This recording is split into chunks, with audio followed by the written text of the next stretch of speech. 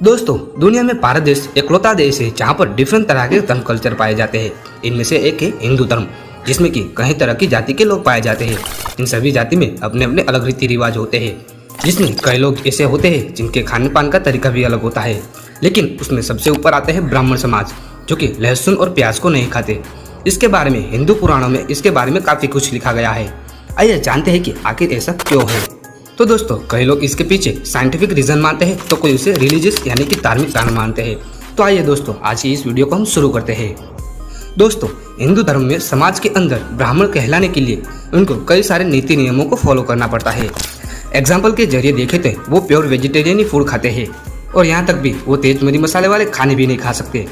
अब ऐसा क्यों होता है, तो कुछ ब्राह्मण बताते हैं कि इस तरह के सिस्टम को वो कई जनरेशन से चला आ रहा है, जिससे कि वो उनको फॉलो करते आ रहे हैं। शास्त्रों की माने तो लहसुन, प्याज और मशरूम भी ब्राह्मणों को खाने से साफ मना किया गया है, क्योंकि इन सभी खाने की चीजों की वजह से ही शरीर में अशुद्धि बढ़ती है, जैसे कि इन सभी चीजों को खाने के बाद से गुस्सा करने की आदत पड़ जाती है। वहीं ब्राह्मणों का मूल काम होता है पूजा पाठ करना। इसके लिए उन्हें अपना मन, तन और दोनों ही शुद्ध रखना होता है। वहीं प्याज और लहसुन सात्विक भोजन नहीं होता, वो राजसिक और तामसिक भोजन माने जाते हैं। इसलिए ब्राह्मण समाज इस चीज को नहीं खाते। अब आइए जानते हैं कि प्याज और लहसुन न खाने के पीछे धार्मिक रीजन क्या है। हम सभी ने समुद्र मंथन के बारे में सुना ही होगा।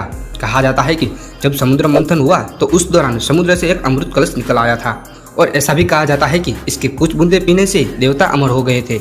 वहीं जब भगवान विष्णु एक लाइन में बैठे देवता को अमृत बांट रहे थे, तो उसी दौरान राहु और केतु नाम के दो राक्षस अपना भेष बदलकर चुपचाप आकर लाइन में बैठ गए थे, जिसके बारे में किसी को पता नहीं चला, और गलती से भगवान विष्णु ने अमृत पिला दिया। लेकिन जब देवता को इस बात का पता चला तो भगवान विष्णु ने अपने सुदर्शन चक्र से इन दोनों राक्षस के सिर अलग कर दिए। उस दौरान जब सिर से जो खून धरती पर गिरे, उससे प्याज और लहसुन की उत्पत्ति हुई। और कहा जाता है कि प्याज और लहसुन खाने से हमारे मुंह में बुरी स्मेल आने लगती है, और ब्राह्मण का मानना है कि गंदी स्मेल इन दानों के खून की होती है, और उनका मानना है कि प्याज और लहसुन में दानों का वास होता है। प्याज और लहसुन को खाने के 3 प्रकार में बांटा गया है, जहाँ पर प्याज और लहसुन को राजसिक और तामसिक भोजन बताया गया है। राजसिक का अर्थ होता है कि रजोगुणी, यानी कि ऐसा खाना जो राजा महाराजा जैसे लोग खाते हैं। ये खाना पाचन क्रिया को स्लोली भी करता है, साथ ही गुस्सा बढ़ाने में काम करता है। वहीं तामसिक भोजन की हम बात करें तो ये तेज स्मेल और नींद लाने वाला होता है। ऐसा खाना बॉडी में उन केमिकल रिएक्शन को बढ़ाता है, जिससे कि हमारी बॉडी में उत्तेजना होने लगती है। अब अगर इसी बात को स्पिरिचुअलिटी से जोड़ के करें तो एक्साइटमेंट की वजह से धर्म के रास्ते पर चलने में परेशानी होती है, जिससे कि कॉन्सेंट्रेशन तो बिगड़ता ही है, और सेल्फ कंट्रोल पावर भी कहीं ना कहीं खत्म हो जाती है। इसी वजह से ब्राह्मण समाज प्याज और लहसुन जैसी चीजों को नहीं खाते। आपने अक्सर सुना होगा कि ब्राह्मण के अलावा जो लोग उपवास करते हैं वो प्याज और लहसुन को नहीं खाते। अक्सर प्याज और लहसुन के बारे में कहा जाता है कि वो हेल्थ के लिए काफी अच्छे होते हैं, साथ ही वो खाने के टेस्ट को भी बढ़ाते हैं। इसके साथ ही कई बीमारियों को लड़ने में भी मदद करते हैं। प्याज और लहसुन बॉडी के लिए कितना भी फायदेमंद क्यों ना हो, लेकिन प्याज और लहसुन का यूज रिलीजियस और स्पिरिचुअलिटी के रास्ते पर चलने वाले लोगों के लिए बिल्कुल भी नहीं है। चलिए, आपने यह तो जान लिया कि ब्राह्मण प्याज और लहसुन क्यों नहीं खाते।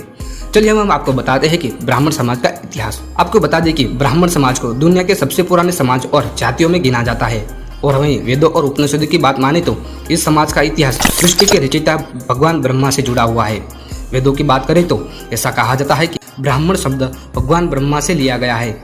वहीं ऐसा भी कहा जाता है कि आज के समय में धरती पर मौजूद सभी ब्राह्मण भगवान ब्रह्मा के वंशज हैं। उन समय से लेकर आज तक हर वर्ग में और समुदाय के बीच में उतना ही सम्मान दिया जाता है जितना पहले दिया जाता था। वहीं पुराने समय में उनका काम समाज के अंदर धर्म की शिक्षा और आध्यात्मिक ज्ञान देना होता था।